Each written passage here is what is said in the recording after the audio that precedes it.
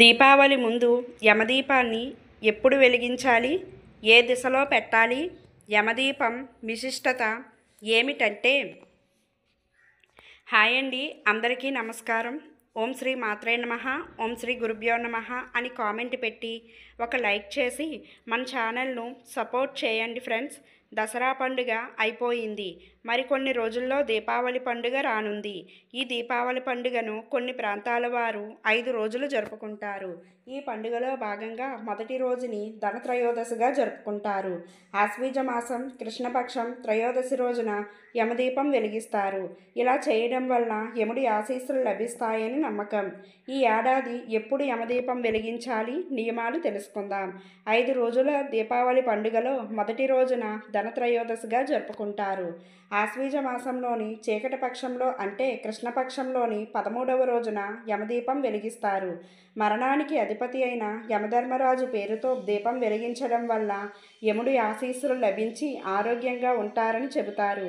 ఈ రోజు యమదీపం ఎప్పుడు వెలిగించాలి, నియమాలు ఏమిటి, ఈ వీడియోలో తెలుసుకుందాం.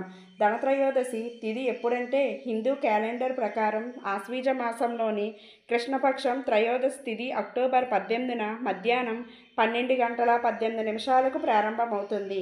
అక్టోబర్ 19న మధ్యాహ్నం 1:51 ముగుస్తుంది.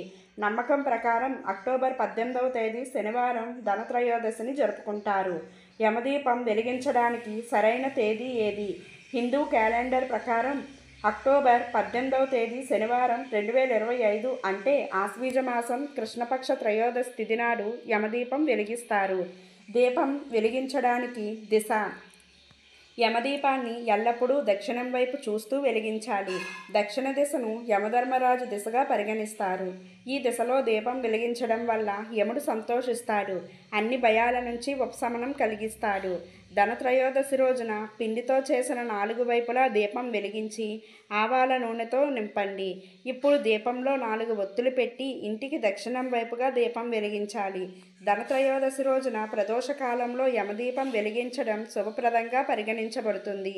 షాపింగ్, దీపదానం, ప్రజలకు పూజలకు ఇది అనుకూలమైన సమయం. యమదీపం వెలిగించడానికి నియమాలు: యమదీపం 4 వైపులా ఉండాలి. 4 ఒత్తులతో వెలిగించాలి.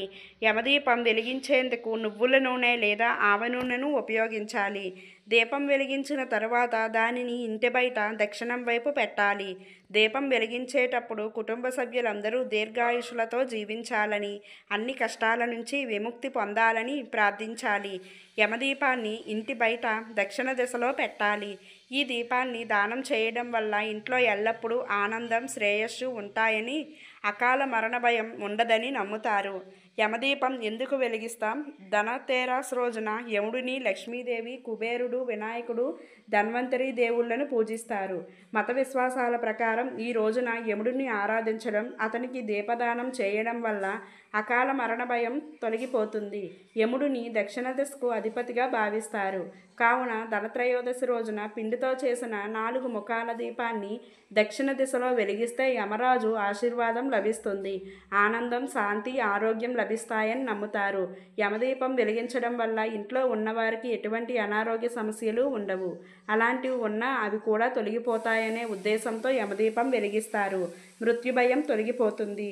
ఈ వీడియో మీకు నచ్చినట్లయితే లైక్, షేర్, కామెంట్, సబ్స్క్రైబ్ చేసుకోవడం మాత్రం మర్చిపోకండి ఫ్రెండ్స్. ధన్యవాదములు.